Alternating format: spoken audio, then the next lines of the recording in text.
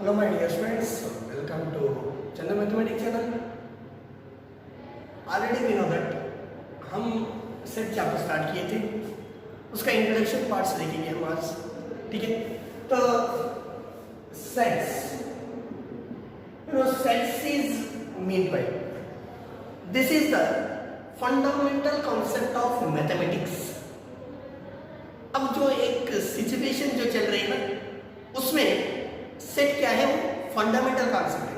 Fundamental मतलब ये हो जाता है कि we have to use every concept of mathematics, like geometry हो सकता, रिलेशन फंक्शन हो जाता, प्रोबेबिलिटी, सीक्वेंस, दिस थिंग्स. अब जितना भी मैं बताया था ना वो चैप्टर्स में, हम ये set. So that's why I am telling that this is the fundamental concept of that current situation जो प्रेजेंट चल रही है ना, उसमें हम ये सेट को फंडामेंटल कॉन्सेप्ट बोल देते हैं. तो अब जनरली सेट्स है क्या? अब sets and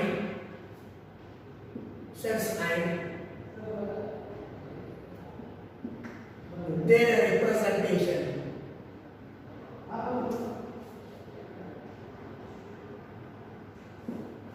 Sets and their representation.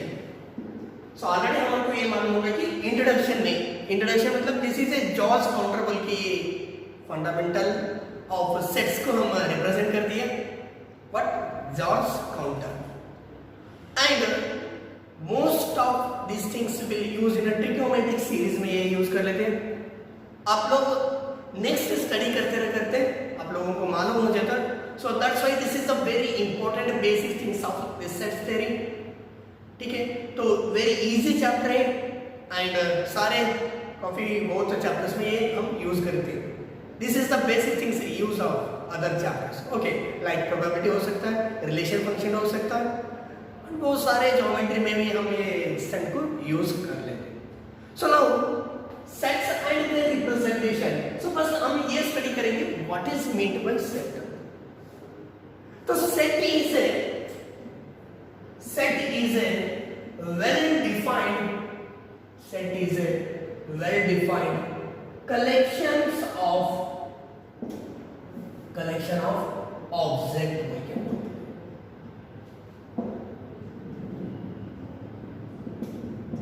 Set ಅಂದ್ರೆ ಏನಂತ? Set is a well defined collection of object. तो ये याद रखिए. तो हम इसको मैं सेट मान लेते हैं. किसको मानना? This is the definition of set. एक क्या हो जाता? Definition of sets. अब एक्चुअली ये सेट्स बोले तो क्या है? सेट का मतलब एक ग्रुप हो जाता. अब जनरली देखिए ना, एक प्लेइंग कार्ड्स का एक ग्रुप हो जाता कि नहीं? और सेम थिंग अब ये प्रैक्टिकल में, मतलब ये हम प्रैक्टिकल मतलब ये हम मैथमेटिक्स में आए तो एक पॉइंट्स का, एक नंबर्स का, ये सारे हम क्या बोल देते हैं, उसको एक ग्रुप बोल देते थे. अब देखिए सेट ऑफ, तो prime numbers, natural numbers, whole numbers, integers, ये सारे के सारे क्या है, ये सेट से. क्यों उसको हम सेट बोल रहे हैं बोल के ये याद रखो. ಯಾಕೆ ನಾವು ಅದಕ್ಕೆ ಸೆಟ್ ಅಂತ ಹೇಳ್ತಾ ಇದ್ದೀವಿ ಅಂದ್ರೆ that is A well defined object. Object in them is such a kinds of playing cards, points, right? Numbers, कुछ भी हो सकता. और क्या हो जाता?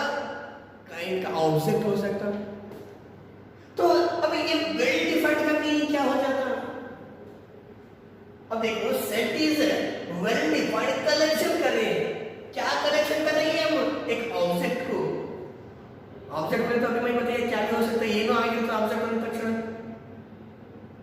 one group well defined that means if a person to person variation करने के बाद हमारे को एक ही आंसर आना चाहिए. What?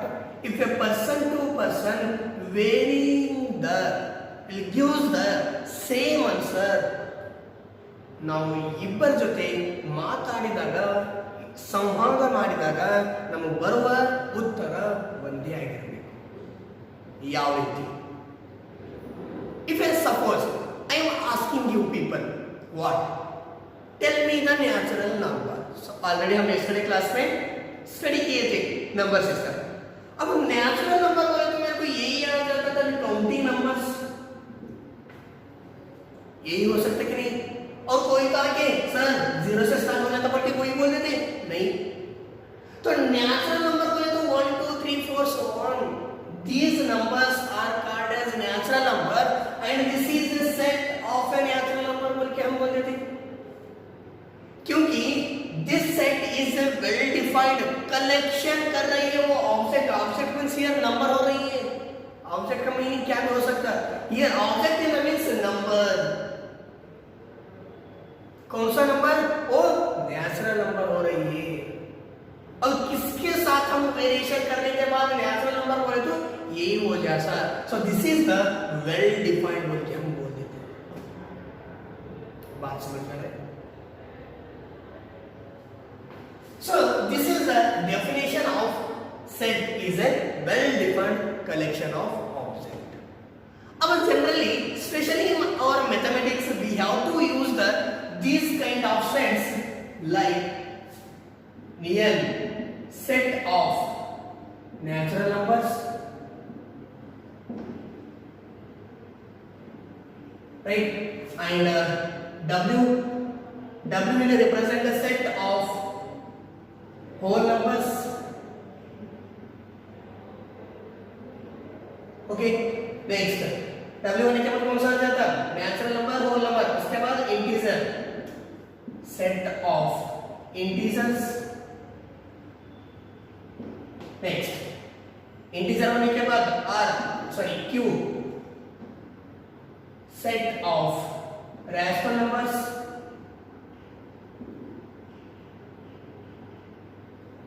Right and same thing. अब मैं ये यूज कर रही Z+।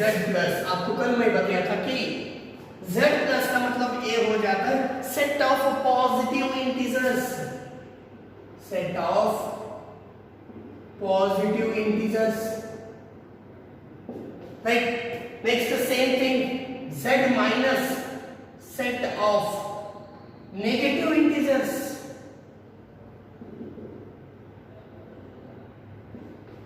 right? After that Q+, set of, क्या हो जाता है इधर? Set of positive rational number, हो जाता है कि नहीं? इसके बाद Q-, तो set of negative rational numbers, right? इसके बाद real number, R is represented as real number, R+ set of positive real number, R- set of negative real numbers. So these are the sets specially used in mathematics में। हम totally इसको हम set मान लेते हैं क्योंकि these numbers are well defined collection of object बोल के हम बोलते हैं। So this is the meaning of sets। हम सेट का वो मीनिंग भी। अब नेक्स्ट अब उसको रिप्रेजेंट कैसे करना सेट्स को। So generally सेट को हम कैपिटल लेटर से रिप्रेजेंट कर लेते हैं and their elements should be represented। उसका जो एलिमेंट्स रहता उसको हम स्मॉल लेटर से रिप्रेजेंट करते हैं विद कामा से। So like suppose I am taking an example, a is equal to set of even natural number less than 10। क्या बात कर रहे हो? even natural number ಸಮ ಸಂಖ್ಯೆಗಳು 10 ಕ್ಕಿಂತ ಕಡಿಮೆ ಯಾವ ಸಂಖ್ಯೆಗಳಿವೆ? 2 ಆಗಿರಬಹುದು, 4 ಆಗಿರಬಹುದು, 2 4 6 8। So this is the one of the set। तो देखिए तो जो ये हम सेट को रिप्रेजेंट कर रही है वो कैपिटल लेटर है एंड जो एलिमेंट्स है और ये अल्फाबेट में हो तो वो स्मॉल लेटर से हो जाता एंड जो नंबर्स है और नंबर्स को भी तो हम कामा से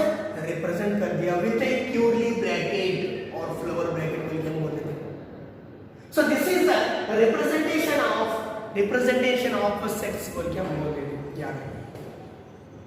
तो बस बात ये हो जाता है, सेट को हम कैपिटल लेटर से रिप्रेजेंट करते हैं विद कामा से, and the element should be right in the form of small letters. Suppose another one set I will take, that is B is equal to vowels of English, that is A, E, I, O, U. So this is one of the set, right? And here जो elements represent कर रही है तो ये small letters है, right? And जो set को represent कर रही है वो set है, उसको हम B से बोल रही है, वो B is the set that elements should be representing in the form of with comma. And also we should have to write, इसको हम ऐसे भी लिख सकते हैं क्या, इंग्लिश vowels, तो ये भी हो सकता है। तो मैं ये रिप्रेजेंटेशन कैसा बोलना बोल के आपको मैं नेक्स्ट बोलेंगे।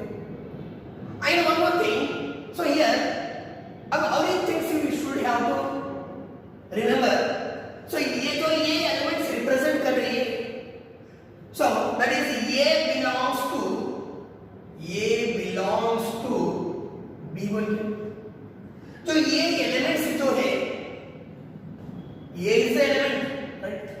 ये जो एलिमेंट्स है वो बी को बिलोंग्स कर रहे हैं। बिलोंग्स का मतलब जो एलिमेंट्स है ये बी में प्रेजेंट है। ये अनवर वन ಏನಿಲ್ಲ ಎಲಿಮೆಂಟ್ಸ್ ಅನ್ನ ಆ ಎಲಿಮೆಂಟ್ಸ್ ಎಲ್ಲಿ ಪ್ರೆಸೆಂಟ್ ಇದೆ ಬಿ ಸೆಟ್ ಅಲ್ಲಿ। सो इन सिंबॉलिकली ये बिलोंग्स टू बी बोल के हम रिप्रेजेंट कर लेते हैं, याद रखिए। सो ये वर्ड में लिखने का जरूरत नहीं है, just we have to belongs to, okay. एक ग्रीक वर्ड से बिलोंग्स टू मतलब है सिंबल लिखकर, तो हम इसको यूज कर लेते वो ये बिलोंग्स टू बी। तो जो ये एलिमेंट्स है वो बी में प्रेजेंट है। अब मैं ऐसे भी लिख सकते हैं ये डज नॉट बिलोंग्स टू ये स्मॉल लेटर जो एलिमेंट्स है वो ये में प्रेजेंट नहीं है, सो उसको हम क्या बोलेंगे डज नॉट, ये डज नॉट बिलोंग्स टू ये। सो ये जो रिप्रेजेंट कर रही है वो सेट्स रिप्रेजेंट कर रही है, जो एलिमेंट्स है वो सेट का अंदर, एलिमेंट्स बोले तो सेट का अंदर हो जाता है। So this is the sets definition, and उस सेट्स को कैसे हम ये रिप्रेजेंट करना बोलते हैं। और टू टाइप्स है, one is the set builder form and set roster form से हम रिप्रेजेंट कर लेते हैं। What is mean by that set roster form and set builder form बोल के देखिए। अब ये तो देखिए जो टू सेट्स है बी एंड बी, राइट? अब ये दोनों सब एक ही है, अब इधर रिप्रेजेंट जो कर दिया वो अलग अलग है। ನಾವು ಏನಕ್ಕೆ ರಿಪ್ರೆಸೆಂಟ್ ಮಾಡಿದೀವಿ ಆ ರಿಪ್ರೆಸೆಂಟ್ ಮಾಡಿದೀವಿ these two sets are different, sets are different but same है दोनों का वैल्यू। अब देखो, अब बी ಅನ್ನೋ ಸೆಟ್ ಏನದ ಅದರಲ್ಲಿರೋ elements A E I O U with comma से हम उसको रिप्रेजेंट करेंगे। अब जो बेस सेट है वो भी सेट है, बस उसको हम रिप्रेजेंट करते हैं कैसे इंग्लिश वोवेल्स ऑफ अल्फाबेट्स बोल के हम लिखते हैं। पर दोनों का बात एक ही चल रही है, जो भी एक वर्ड है इंग्लिश वोवेल्स तो यही हो जाता है, लेकिन जो रिप्रेजेंट करते हैं वो दोनों का डिफरेंट है, दोनों का अलग अलग है रिप्रेजेंट ನಾನು ಮಾಡಿರೋದು। ಯಾವ ರೀತಿ ಅಂದ್ರೆ ಸೋ ಈ ಸೆಟ್ ಗೆ ಏನಂತ ಕರಿತೀವಿ ನಾವು ರೋಸ್ಟರ್ ಫಾರ್ಮ್ ಅಂತ ಹೇಳ್ತೀವಿ, and ಈ ಸೆಟ್ ಗೆ ಏನಂತ ಹೇಳ್ತೀವಿ ಸೆಟ್ ಬಿಲ್ಡರ್ ಫಾರ್ಮ್ ಅಂತ ಹೇಳ್ತೀವಿ।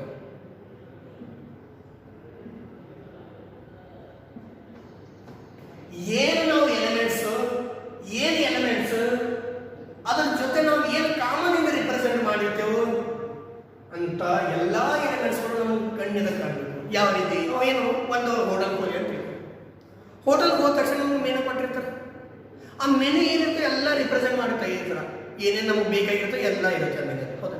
ಸೊ ಅದಕ್ಕೆ ಏನಂತ ಹೇಳ್ತೇವೆ set roster form, elements are represented with a comma, elements ಏನಾಗಿರ್ತವ ರಿಪ್ರೆಸೆಂಟ್ ಆಗಿರ್ತವ ಪ್ರೆಸೆಂಟ್ ಆಗಿರ್ತವ ಸೆಟ್ ಅಲ್ಲಿ ಅದಕ್ಕೆ ನಾವು ಏನು ಹೇಳ್ತೀವಿ सेट रोस्टर फॉर्मेट करते विथ कंडीशन। अब इधर रूल है, सेकंड जो सेट है उसका मैंने रूल में बताया था, कंडीशन है।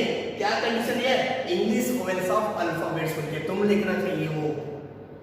तो इंग्लिश ओवेल्स ऑफ अल्फाबेट्स होना तो मैं यही लिख, लेकिन अब बात ये चल रही है कि लेकिन दोनों का सेट एक ही है, बस उसको जो रिप्रेजेंटेशन कर दिया वो अलग अलग है, बोलते मैं बता रहा हूं। ठीक है, उसका डेफिनेशन देखेंगे। सो सेट का डेफिनेशन यही हो जाता है। So this is the set, set is a well defined collection of object.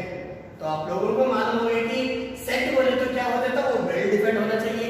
Well defined का मतलब ये हो जाता है कि पर्सन टू पर्सन वेरिएशन करने के बाद हमारे को क्या आना चाहिए, दोनों का आंसर सेम आना चाहिए विथ द ऑब्जेक्ट। ऑब्जेक्ट मतलब क्या भी हो सकता है, उसका नंबर्स हो सकता है, वो प्राइम नंबर पॉइंट कुछ भी हो सकता है। So those things will consider object that should be in a well defined.